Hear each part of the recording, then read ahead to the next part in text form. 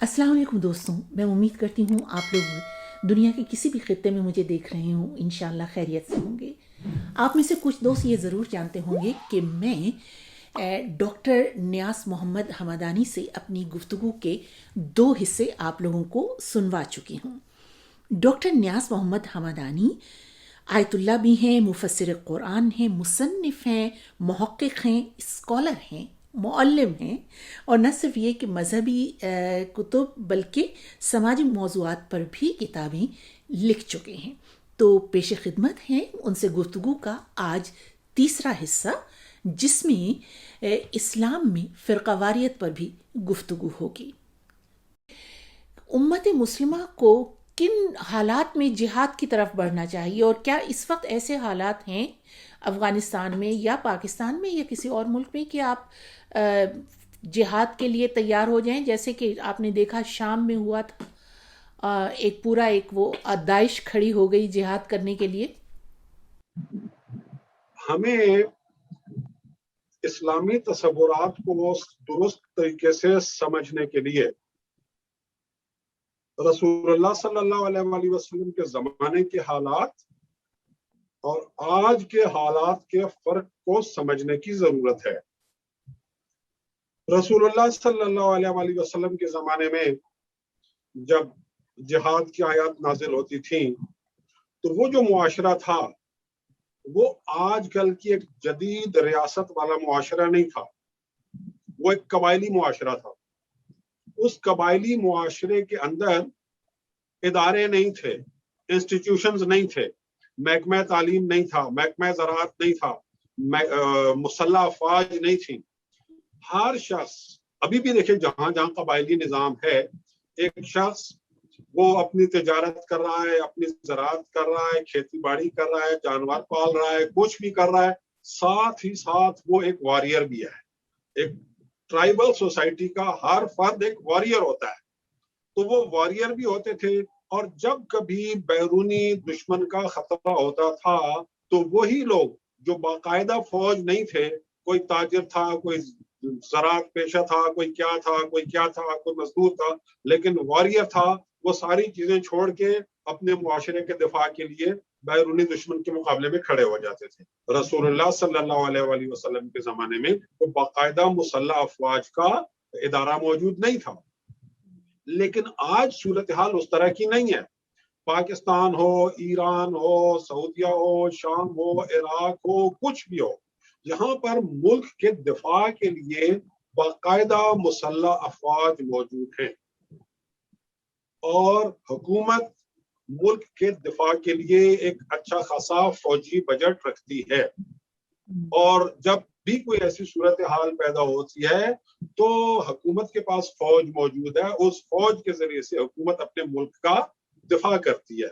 हाँ, ऐसा हो सकता है कि बाज़ औक़ात सूरत हाल ज्यादा गंभीर हो जाए और जो आपकी रिवायती फौज है उससे जरूरत पूरी ना हो रही हो, तो फिर हुकूमत ही, कोई नीम फौजी तंजीम होती है, कोई रेंजर्स होते हैं, कुछ इस किस्म की चीजें होती हैं, रजाकार भर्ती कर लिए जाते हैं, वो भी सब हुकूमत के प्रोग्राम के तहत होते हैं और वो भी सब फिर आपकी बाकायदा जो मुसल्लह अफवाज हैं उनकी कमांड के नीचे ऑपरेट करते हैं।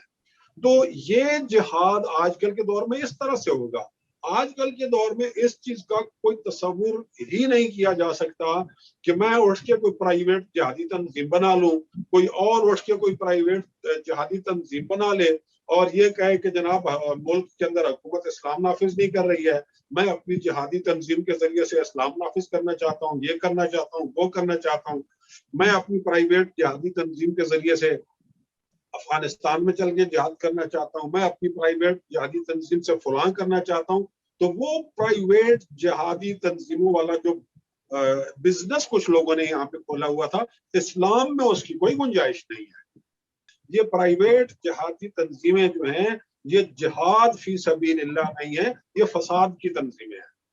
ڈاکٹر صاحب میں تھوڑا سا آپ سے اس بات کا بھی پس منظر پوچھنا چاہوں گی کہ یہ جو کہا جاتا ہے کہ جی جیسے کسی نے اسلامی کوئی وہ ہیں واریر اور جنگجو جا کر انہوں نے کسی ملک پر قبضہ کر لیا اور اس کے بعد وہ وہاں کی عورتوں کو کنیزی میں لے لیں، اپنے ان کے ساتھ پھر ہم بستری کریں، تو یہ تو ایک طرح سے جبر ہے۔ میں یہ سوچتی ہوں کہ اسلام عورتوں کے خلاف اس طرح جبر کا حکم کیسے دے سکتا ہے؟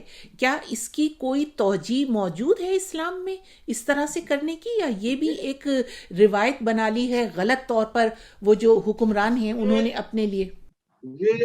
یہ ان لوگوں کا مائنڈ سیٹ ہے، یہ ان لوگوں کا مائنڈ سیٹ ہے جو آج سے 1400 سال پہلے والے قبائلی معاشرے اور اس قبائلی ماحول کے اندر پھنس کر رہ گئے ہیں۔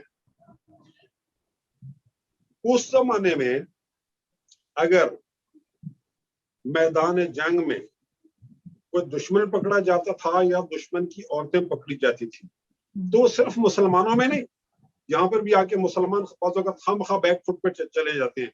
اس وقت پوری دنیا کا سیاسی نظام یا سمجھے کہ انٹرنیشنل لا ہی یہی تھا کہ عورتوں کو جب پکڑتے تھے تو کنیز بنا لیتے تھے، مردوں کو پکڑتے تھے تو غلام بنا لیتے تھے، سب کرتے تھے، صرف مسلمان نہیں کرتے تھے۔ یہ اس زمانے کا ایک سمجھے کہ قانون تھا۔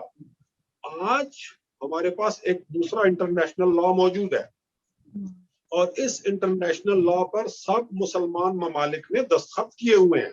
جنیوا کنونشن موجود ہے، اس پر سب نے دستخط کیے ہوئے ہیں۔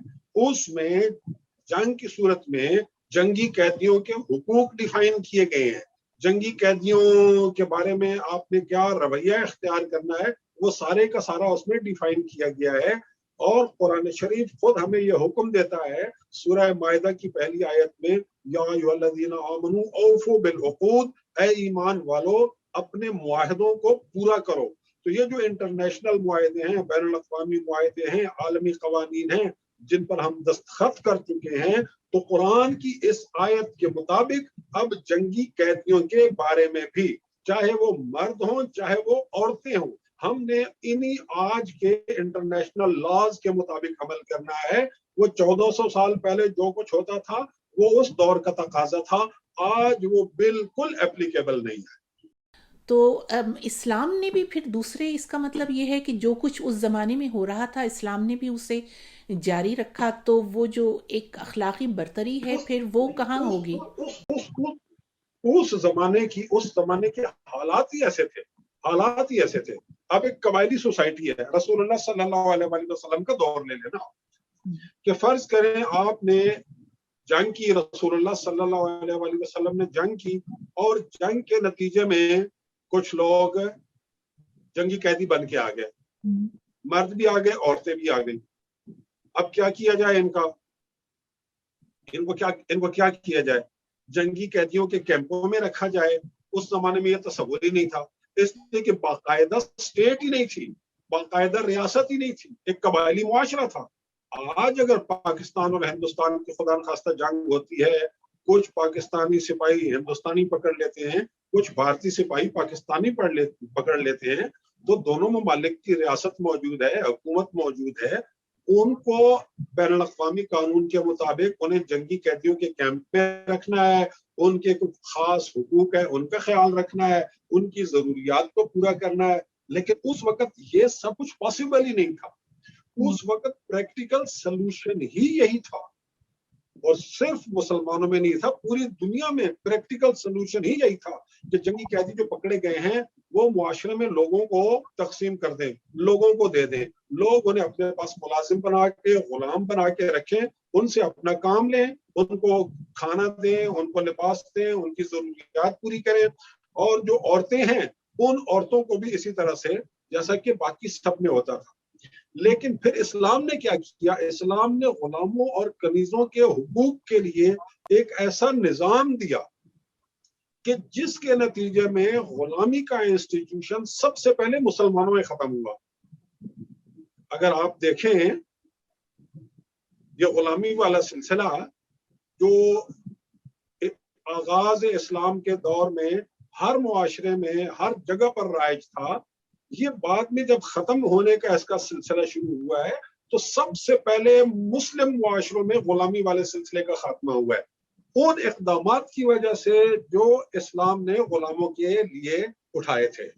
آپ نے روزہ نہیں رکھا, رمضان شریف کا روزہ آپ پہ واجب ہے, آپ نے نہیں رکھا روزہ, جان بوجھ کے نہیں رکھا بغیر کسی شرعی عذر کے, تو آپ کو 3 آپشن دے دیے گئے.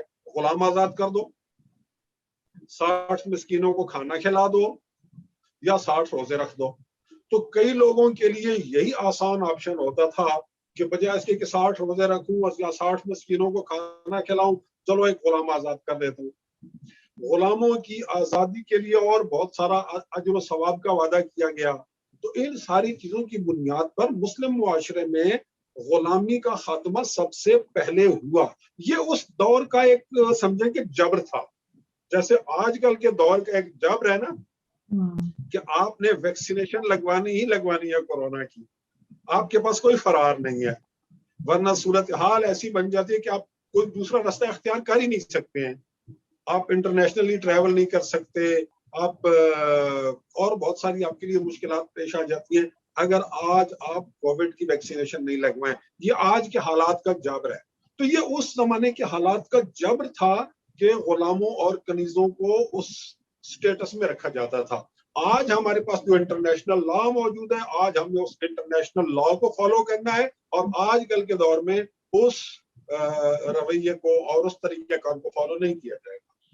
ہم جب مسلمان اپنی بہت اخلاقی برتری ثابت کرنے کی کوشش کرتے ہیں دوسرے مذاہب پر, لیکن اس مقام پر آ کر ہم بھی بالکل دوسرے جیسے جو مذاہب تھے ہم سے پہلے وہ اسی پر ہم بھی آ جاتے ہیں.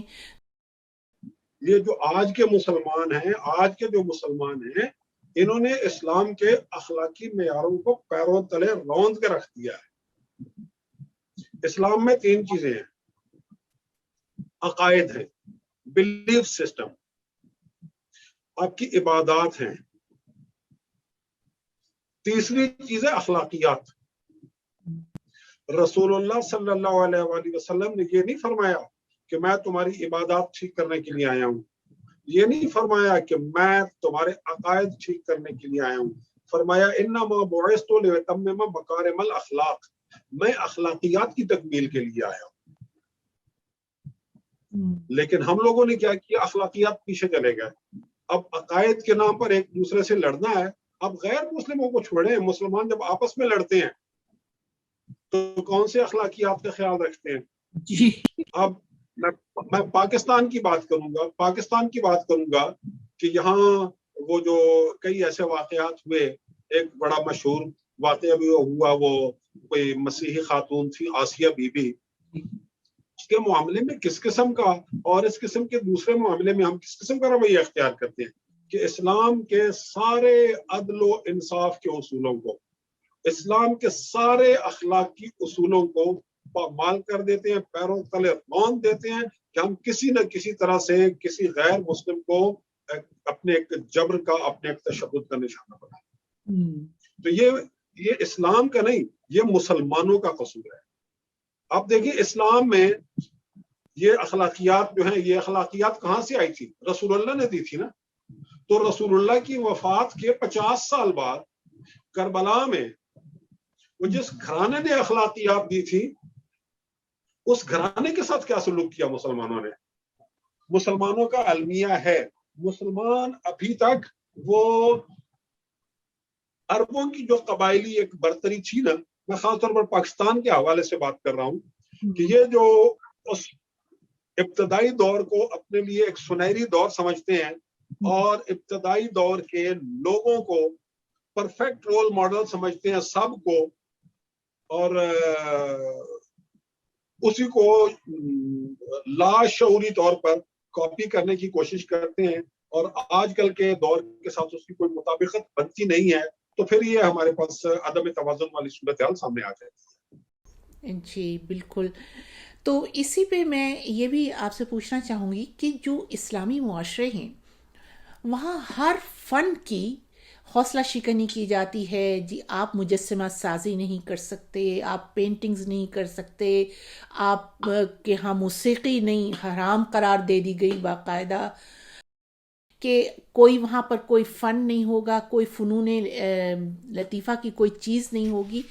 اس پہ آپ نے، میں نے پڑھا ہے، آپ نے اپنی ویب سائٹ پر بھی اس پر لکھا ہے کہ خصوصاً آپ کو یاد ہی ہوگا کہ یہ جب پچھلی مرتبہ طالبان آئے تھے تو انہوں نے کتنا وہ جو تھے بہت ہی پرانے، جو آرکیالوجی کا ایک پورا تاریخ تھی، ان کو سب سے پہلے انہوں نے مسمار کر دیا.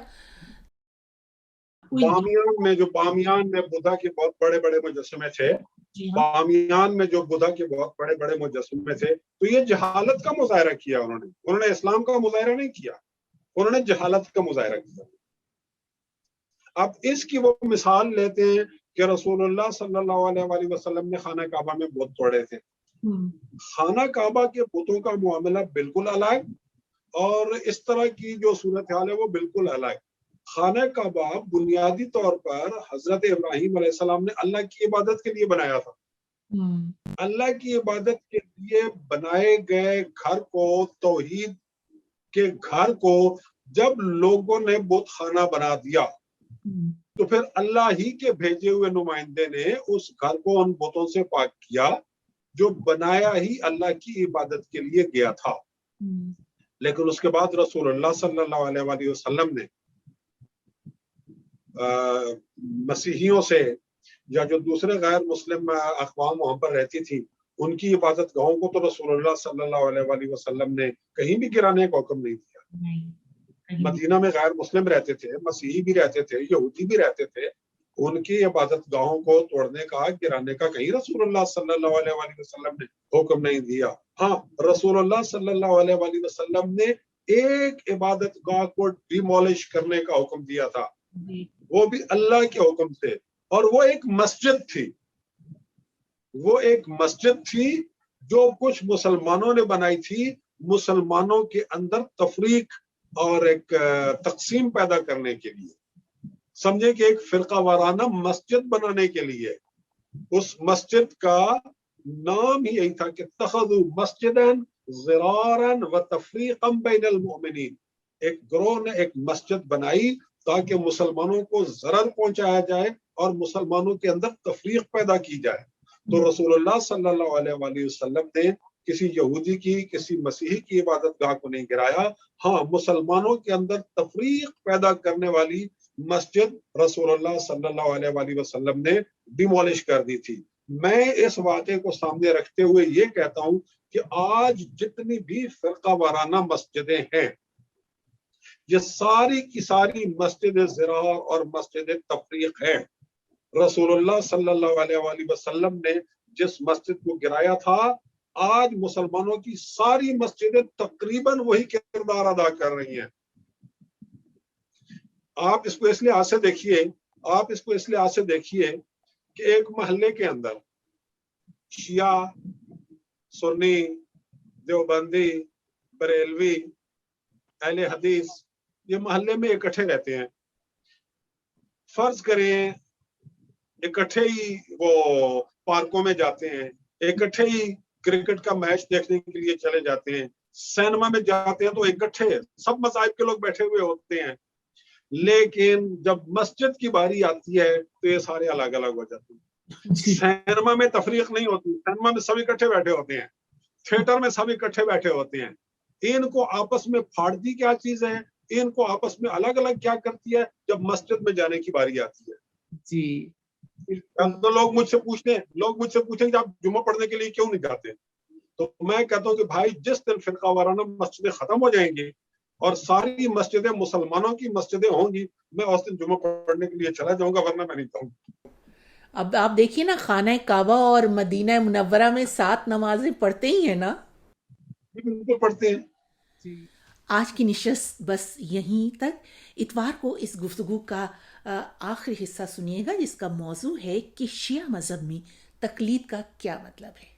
اجازت دیجیے.